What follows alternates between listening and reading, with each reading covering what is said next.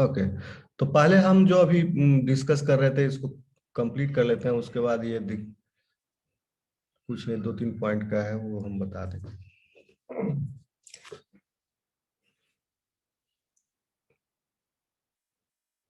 So what happens next is, क्या बता रहे थे कि after the reaching of the condition, tetrad condition, recombination event takes place, and then homologous chromosomes are separated away from each other, and equal division of nucleus chrome, or you can say the chromosome, takes place. Okay, so this is called as equal karyokinesis. But cytokinesis is unequal, that we will see.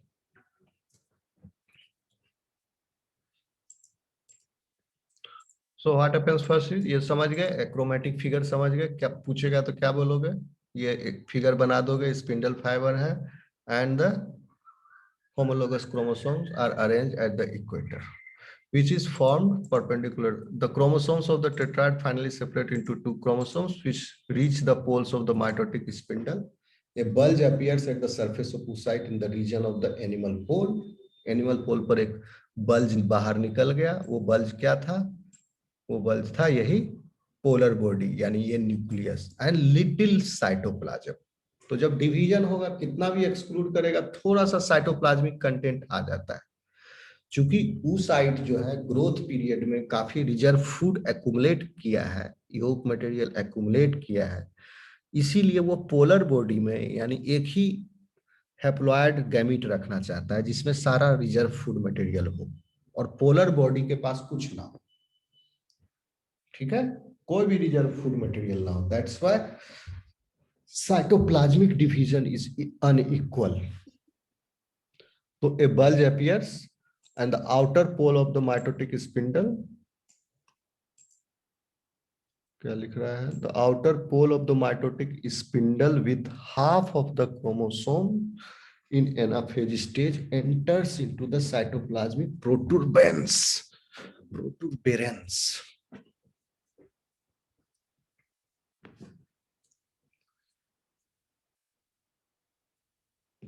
The protuberance with one set of chromosomes and very little cytoplasm is pinched off from the oocyte. जो बाहर वाला जो पोल होता है, ये एक pole ये हो गया, एक पोल ये हुआ, the outer pole of the meiotic spindle, outer pole. अब आउटर किस कॉन्टेक्स्ट में कह रहा है मुझे भी समझ में नहीं आ रहा है। Outer pole of the meiotic spindle with half of the chromosome जो है इन एनाफेज, ये तो हम बता दिए थे, एनाफेज में पोलर बॉडी बना, नहीं टीलोफेज में कंप्लीट हुआ, स्टार्ट हुआ एनाफेज में। ठीक है, तो एनाफेज में ये इस साइड को आउटर दिखा रहा है, मतलब समझ लो यहाँ पर पोलर बॉडी बना।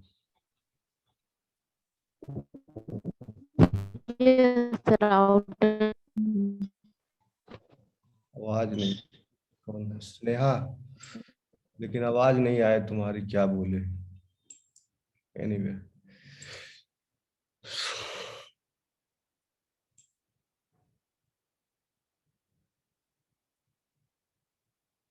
प्रोटूबरेंस होता है एक्सटेंशन,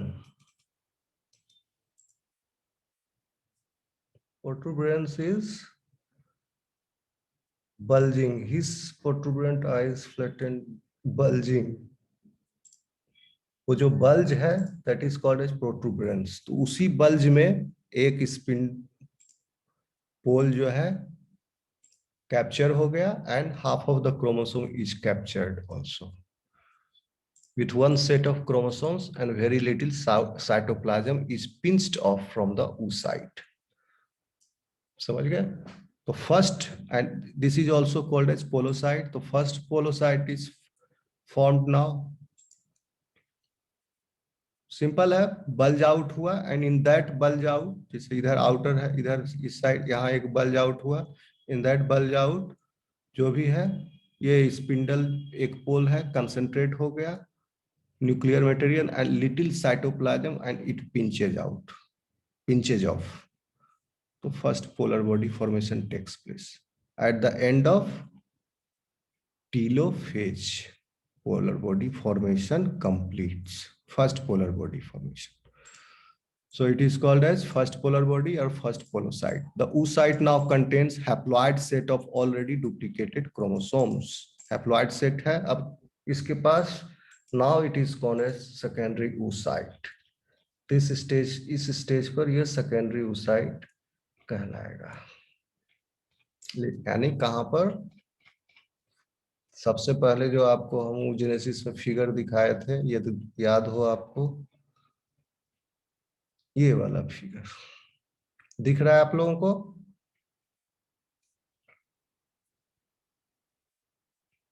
फिगर दिख रहा है आपको? Yes sir. Yes sir. है क्लियर? ओके.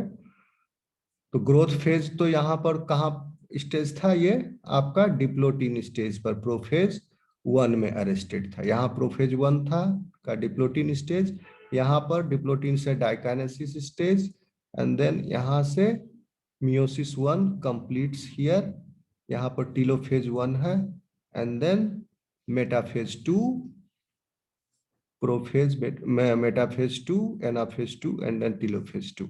तो फर्स्ट सेकेंडरी एंटीबॉडी जो सेकेंडरी oocyte जो कहलाया यहीं पर after formation of the first polar body. First polar body में आपका न्यूक्लियस था total, half nucleus, equal division हुआ न्यूक्लियस का, न्यूक्लियर कंटेंट जो मेन डीएनए है, और साइटोप्लाज्मिक का अनइक्वल डिवीजन हुआ.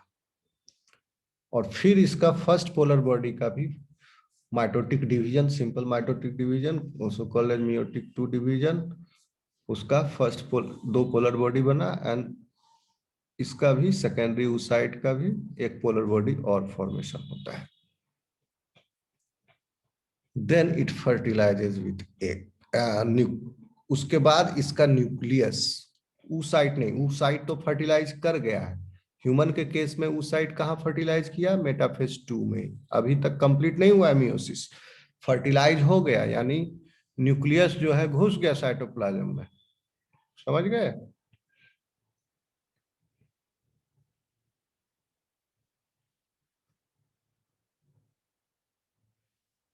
After that, the haploid polar body receives complete one haploid set of chromosomes, but very little cytoplasm. Usually, this remains attached to the animal pole of the oocyte.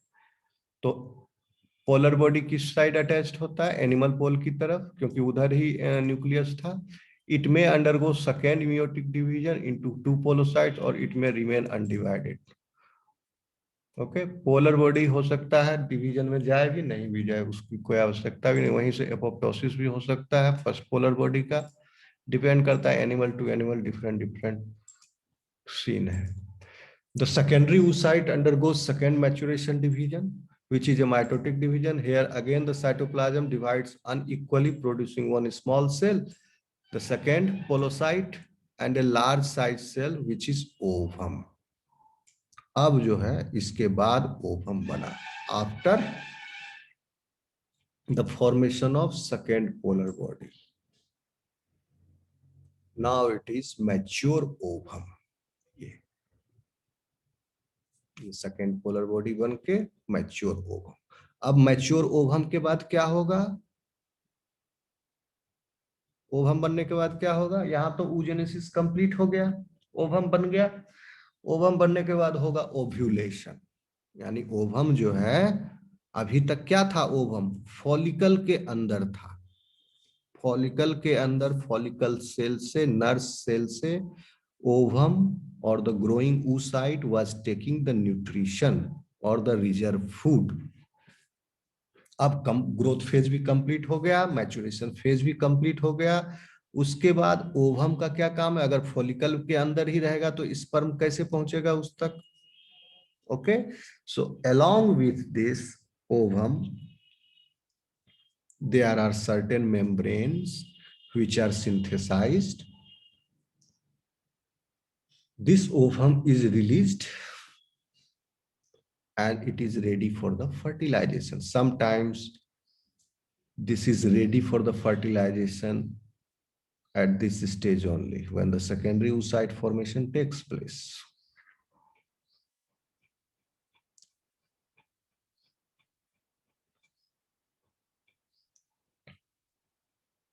Okay, ये समझ लो कि differentiation of oocyte 1 second आ रहे हैं। आप लोग थोड़ा सा hold कीजिए, हम आ रहे हैं। कोई दरवाजा नॉक कर रहे हैं।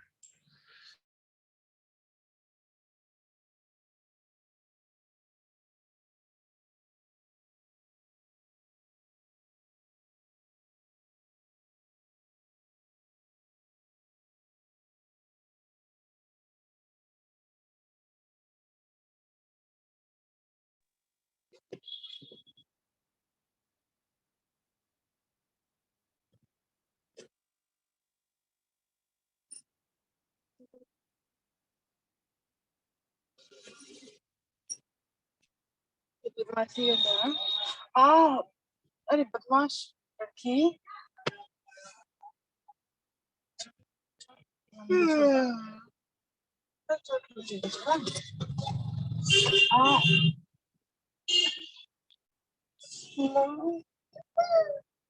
चोट लगेगा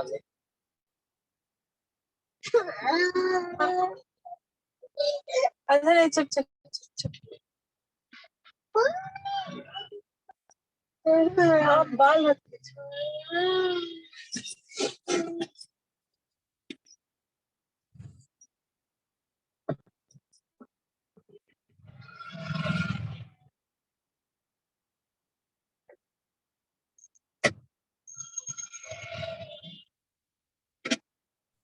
हाँ, hello. Yes, sir. Sir.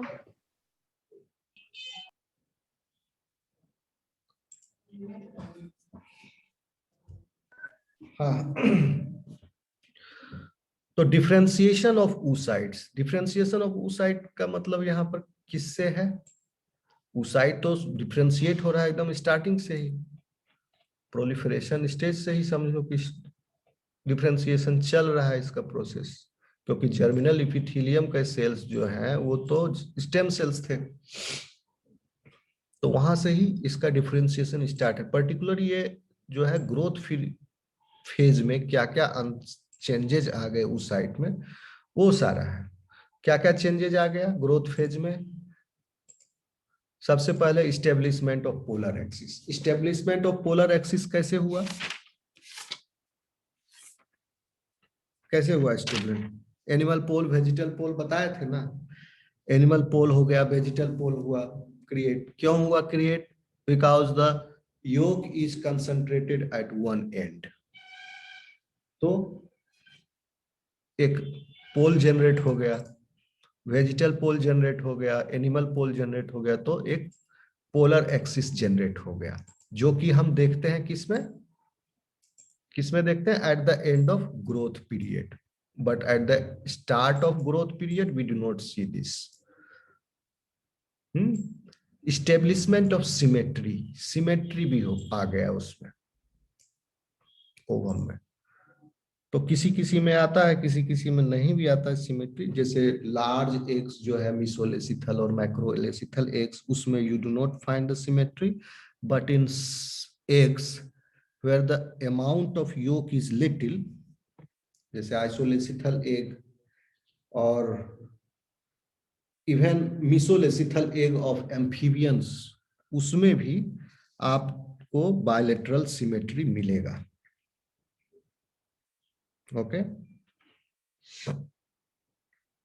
Even centrolecithal eggs of insects, उसमें भी बायलेटरल सिमेट्री होगा। ओके, कॉर्टिकल डिफरेंशिएशन सबसे इंपॉर्टेंट है। आपको बताए थे कॉर्टिकल ग्रेन्यूल्स। तो उस साइट में पहले ग्रोथ के स्टेज के स्टार्ट पर क्या था? कॉर्टिकल ग्रेन्यूल सब्सटेंट था, बाद में कॉर्टिकल ग्रेन्यूल्स बन गया। And plasmic pigmentation, plasmic pigmentation किसी किसी में होता है, किसी किसी में नहीं होता है। किसी किसी का मतलब एनिमल्स में, in certain animals, for example जो लोअर इनवर्टिब्रेट्स या इन lower chordates, not lower chordates, लेकिन एम्फीबिया में ये देखा जाता है उप्लाज्मिक पिगमेंटेशन। एम्फीबियंस में क्या होता है, डार्क और ब्राउन ब्लैक पिगमेंट होता है। कहां पर, उसके cortical layer of the cytoplasm. Okay, but that pigment is concentrated towards the animal pole. समझ रहे हो, ये हम उतना लिखे रहे, एनिमल पोल में कंसंट्रेटेड होता है। वेजिटल पोल इधर आपका योग होता है। जैसे एम्फीबियन का हम एक फोटो बनाए, ये फोटो दिख रहा है आपको, this is the vegetal pole, this is animal pole. तो towards the vegetal pole and on the periphery of the ooplasm you see the black or brown pigmentation. Okay, और ऊपर ब्लैक एंड ब्राउन पिगमेंटेशन कहां है, sorry नीचे नहीं, ऊपर, ऊपर, ठीक है। और जिधर योग होता है उधर पिगमेंटेशन नहीं होता है, वेजिटल पोल की तरफ। एनिमल पोल की तरफ पिगमेंटेशन होता है, वेजिटल पोल में पिगमेंटेशन नहीं होता है। ये किसमें हम देखते हैं, किसमें देखते हैं, अभी बताए थे, amphibian amphibia as. Amphibia sir. और सी अर्चिन में भी देखने को मिलता है, सी अर्चिन, उसमें pigment is red. Okay, but in humans you do not find this, उसमें नहीं होता है। तो यही है, तो ये 4-5 तरह के चेंज है, 4 तरह का, ये आप जान लो। ये सिर्फ ग्रोथ पीरियड के एंड तक ये these changes are established now. Sir then थोड़ा सा कॉर्टिकल डिफरेंशिएशन थोड़ा बता दीजिए सर, वो थोड़ा समझ में नहीं आया सर। कौन हो, नाम बताओ। Sir Tarak, Tarak sir. ओ तारक, कहाँ था तुम? सर हाँ? वो नया ग्रुप बना था ना, इसलिए मालूम नहीं चल पा रहा था। नहीं तो नया और ग्रुप थोड़ा हम बनता बाहर है, और बाहर में भी थे सर, हम घर पे भी नहीं थे थोड़ा। पुराना ग्रुप में बता के ना, कोई चोरी छुप के तो बनाया नहीं, पुराना ग्रुप में बता के बनाया है। एनीवे, कॉर्टिकल रिएक्शन हम बता दिए हैं, वीडियो ऑलरेडी अवेलेबल है, रिकॉर्डेड है, कॉलेज चैनल पर जाओ। लेकिन तुम तो कहोगे कि मेरे पास डेटा नहीं रहता है सर, है ना? नो सर, डेटा है सर, है, डेटा है सर। इस बार है डेटा। ये सर है। ठीक है, तो वो देख लोगे, नहीं तो देख लो फिगर, ये देख लो, ये समझ जाओगे इससे।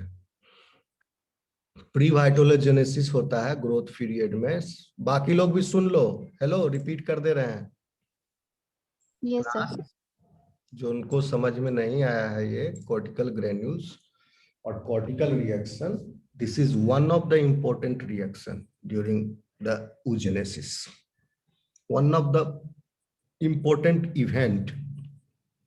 What happens, कॉर्टिकल ग्रेन्यूल्स, ये कॉर्टिकल ग्रेन्यूल्स कहां से आया, इसका सिंथेसिस हुआ गोल्गी कॉम्प्लेक्स में। यानी जैसे योग जो है लीवर में सिंथेसाइज होके आया in the case of telolecithal and eggs, ठीक है, but the cortical granules is synthesize in the ooplasm. Ooplasm का मतलब एंडोप्लाज्मिक रेटिकुलम में हुआ, उससे गोल्गी बॉडीज में कंसंट्रेट हुआ, देन गोल्गी बॉडीज से वेसिकल्स पिंच ऑफ होकर के cortical region of the ooplasm में ये अरेंज हो गया। Cortical region of the ooplasm मतलब along with the side of vitelline membrane you can say, or the cell membrane. Okay, cell membrane of the oocyte, cortical region हो गया, इसके periphery में adjacent to the cell membrane. So this is the that's why the name is cortical granule, the granules occupying the cortical position of the ooplasm. So these are cortical granules. So what is the nature of these granules? So these granules are highly acidic, and these are filled with acid mucopolysaccharides. So what happens is, after the acrosomal reaction, when the sperm nucleus makes an entry in the oocyte, these cortical granules gets released in the perivitelline space, which is the space between plasma membrane and perivitelline space क्या, plasma membrane and जो आपका secondary membrane और tertiary membrane होगा, ठीक है, ठीक है। Plasma membrane is a, कौन सा मेम्ब्रेन है, एक का प्राइमरी मेम्ब्रेन और सेकेंडरी, किस type of membrane is, plasma membrane is primary egg membrane. So ये प्रोसेस क्या है, एक्सोसाइटोसिस, ठीक है, एक्सोसाइटोसिस हो रहा है, बाहर फ्यूज कर रहा है, बाहर निकल गया, तो इसका कंटेंट जो है पेरीवाइटेलाइन स्पेस का में आ गया, and this perivitelline space is also having the region called as zona pellucida, zona pellucida, आपने नाम सुना होगा, यहाँ पर फिगर में नहीं दिखाया है, जोना पेलिस्यूडा ऐसा रहता है, देख लो, this is the zona pellucida, जिसमें microvilli of oocyte and the basal follicle cells जो oocyte के एडजेसेंट में है, उन दोनों का microvilli are arranged in a striated form, and that is present in the zona pellucida. Along with this, Zona pellucida also has the extracellular matrix, and many cementing type of material is present in this, and which is species specific, और ये acrosomal reaction के time ये काम आता है, acrosome dissolve करता है, zona pellucida को पेनिट्रेट करता है। जोना पेलुसिडा का दूसरा भी काम है कि ये माइक्रोविलाई को एक स्टेबल बनाता है, because microvilli can break down, तो ये उसको स्टेबिलिटी देता है, and through microvilli the exchange of material takes place. So the what happens here is, so in the zona pellucida, cortical granules release its contents, or cortical granules are released. So this is called as cortical reaction, when cortical granule is released in the perivitelline space. So after cortical reaction, Zona reaction takes place. That is the Zona pellucida. In the Zona pellucida also the Zona reaction takes place. So that is a different kind of reaction. Acrosomal reaction, then the cortical reaction, and then the Zona reaction. This is the cascade of event during fertilization. आगे हम लोग देखेंगे. Tarak, am I clear now? Yes, sir. Yes, sir.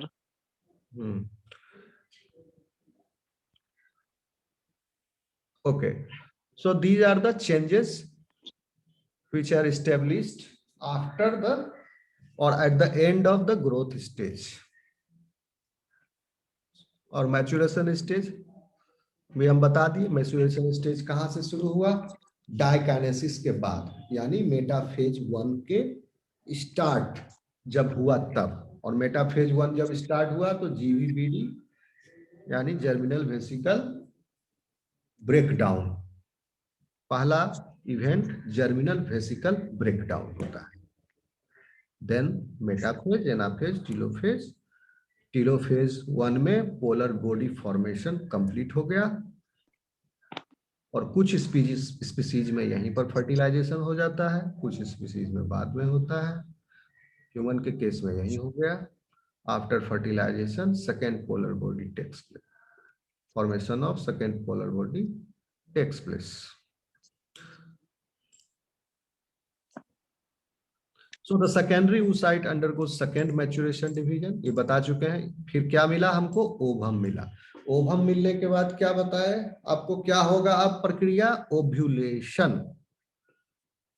Okay, आप लोगों को class में बताए थे 14 डेज होता है ग्रोथ पीरियड का टाइम, किसमें? ह्यूमन के केस में। तो क्या हुआ ह्यूमन के केस में? आपका यहां पर आकर के अरेस्ट हो गया। कहां पर? प्रोफेज 1 में 14 दिन के लिए अरेस्ट है, टेम्पोररी अरेस्ट है। और बिफोर प्यूबर्टी क्या था? डिप्लोटिन स्टेज पर एक लंबा अरेस्ट था, बरसों का अरेस्ट था। लेकिन जब मेंस्ट्रुएशन स्टार्ट हो गया तब क्या होगा? 14 दिन का अरेस्ट लगा, यानी ग्रोथ पीरियड 14 दिन का है, तो 14 दिन के लिए इसका रुका हुआ है डिवीजन, और 14 दिन तक इसमें रिजर्व फूड मटेरियल खाना जमा हो रहा है in the case of human.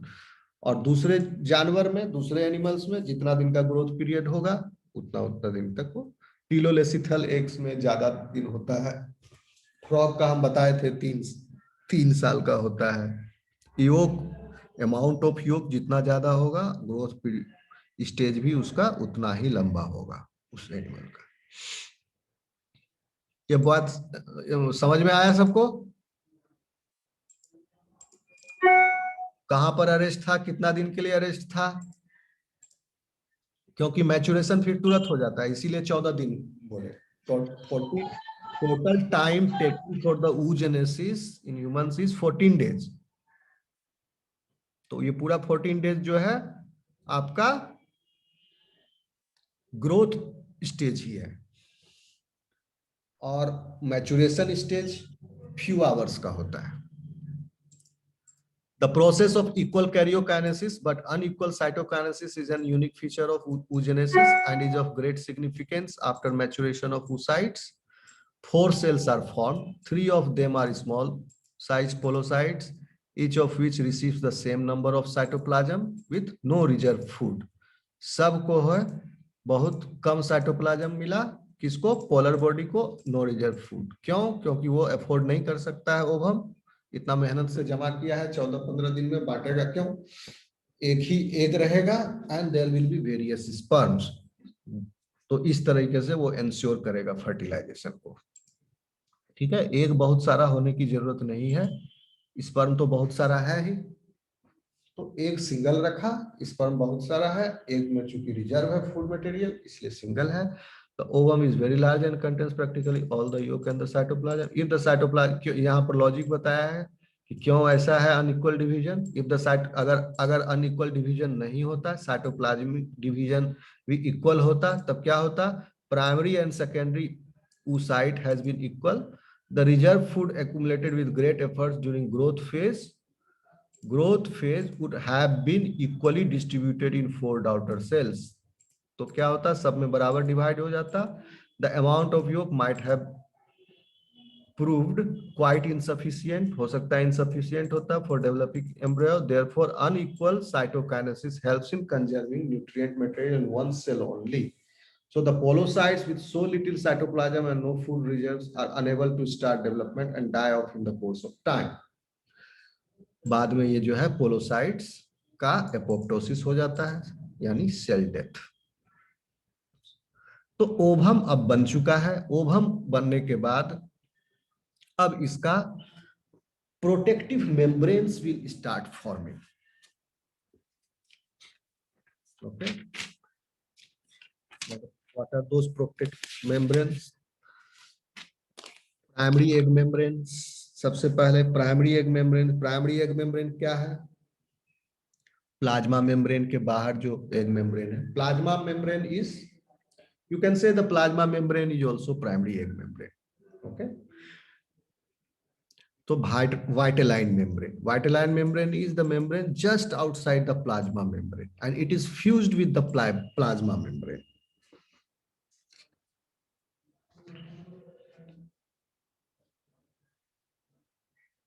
Okay,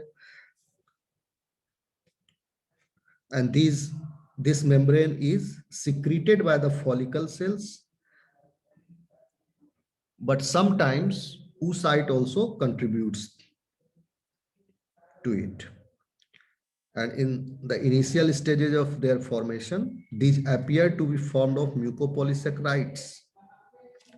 However, in later stages of development, the fibrous proteins are deposited in the vitelline membrane. So the vitelline membrane are the primary membrane of the oocytes, आप कह सकते हैं, और ये insect में, mollusc में, amphibians में और बर्ड्स में इसको हम वाइटेलाइन मेम्ब्रेन बोलते हैं.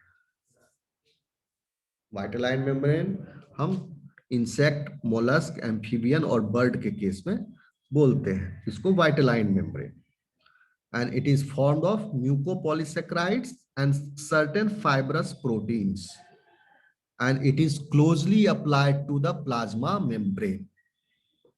The second one is zona radiata. This is also a type of primary egg membrane, and it is found in shark. Shark क्या है? Cartilaginous fish है, elasmobranchi, ठीक है, super order elasmobranchii and cartilaginous fish. तो इसमें क्या मिलता है? oocyte and bony fish में भी, and in some amphibians also, and in reptiles also.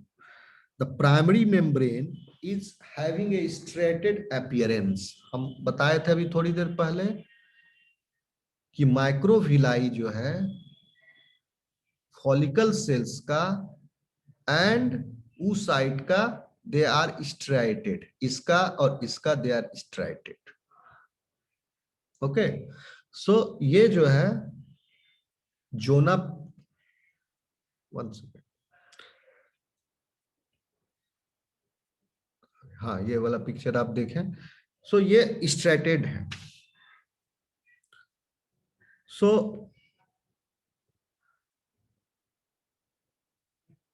And जब मैच्योरेशन स्ट्रैटेड तो तब था जब ग्रोथ पीरियड उसका चल रहा था, उसमें exchange of material was taking place.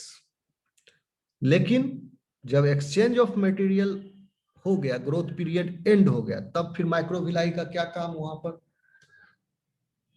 ठीक है, मैच्योरेशन जब हो गया तो माइक्रोविलाई का क्या काम? तो microvilli, that time microvilli are degraded in the growing oocyte. So it gives a striated appearance but radially in manner, क्योंकि उसके बाद ग्रो भी करेगा oocyte. So that's why it is called as zona radiata. किसमें बोलते हैं? Shark के case में, बोनी फिशेज, एम्फीबियन, रेप्टाइल्स, इसके. और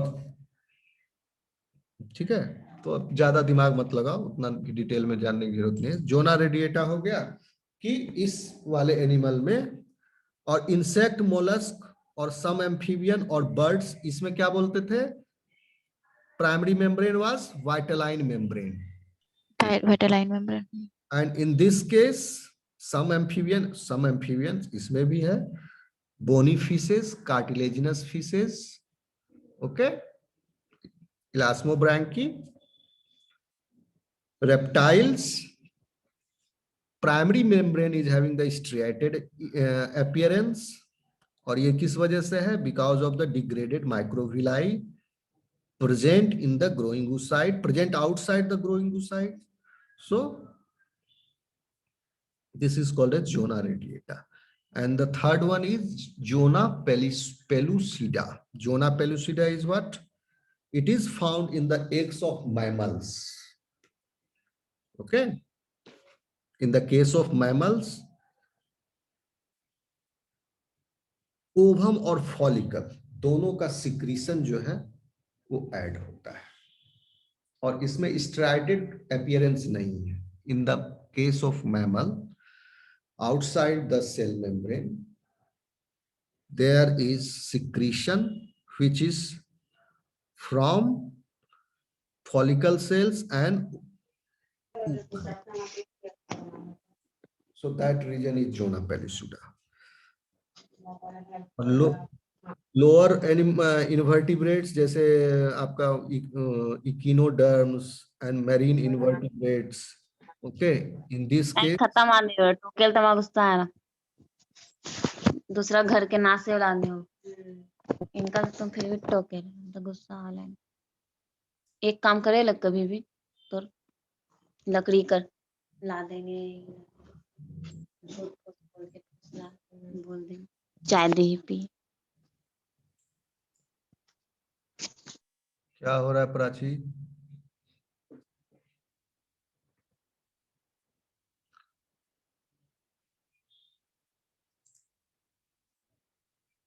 सॉरी सर माइक ऑन हो गया पढ़ाई पर ध्यान नहीं रहता, इधर उधर गप करते हो।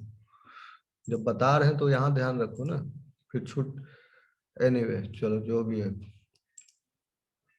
जेली इन्वेलप क्या है? Jelly envelope is also a type of primary egg membrane and it is present in eggs of echinodermata and some marine invertebrates. और उसके केस में this is a form like a jelly and it is much thicker. The secondary egg membranes are chorion, corona radiata, but corona radiata is not a true membrane. Chorion कहाँ होता है present, किसके case में? Anybody नाम तो सुने होंगे। Secondary egg membrane इसको क्यों कहते हैं? क्योंकि ये प्राइमरी एग मेम्ब्रेन के बाहर होता है। तो हर एग में primary egg membrane, secondary egg membrane and tertiary egg membrane होता है। हो सकता है, मतलब होता नहीं, हो सकता है किसी में टर्सरी एग मेम्ब्रेन एब्सेंट भी हो सकता है, but typically primary, secondary and tertiary egg membranes are found in egg. तो सेकेंडरी एग मेम्ब्रेन किस में मिलता है हमको?